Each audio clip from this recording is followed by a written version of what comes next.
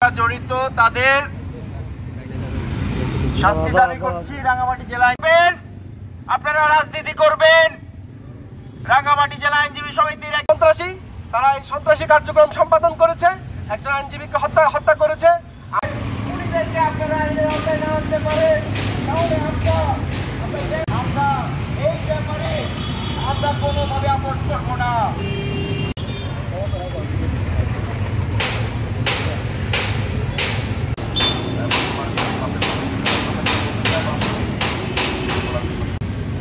দেশের মধ্যে বিচার ব্যবস্থা আমরা রাঙ্গামাটি জেলা আইনজীবী সমিতির পক্ষ থেকে আমরা এই ব্যাপারে তীব্র প্রতিবাদ কিছু বলার জন্য আমাদের রাঙ্গামাটি জেলা আইনজীবী সমিতির প্রাক্তন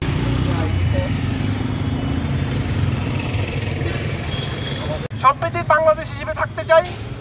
অন্তত পক্ষে আদালত প্রাঙ্গণে যাইছে তাদের দৃষ্টান্তমূলক শাস্তি আমি আজকের পক্ষ থেকে আমরা জানিয়ে দিতে চাই যে একজন ব্যক্তি এবং এই আইনি ব্যবস্থার মাধ্যমে এদেশে সৃষ্ট সকল প্রকার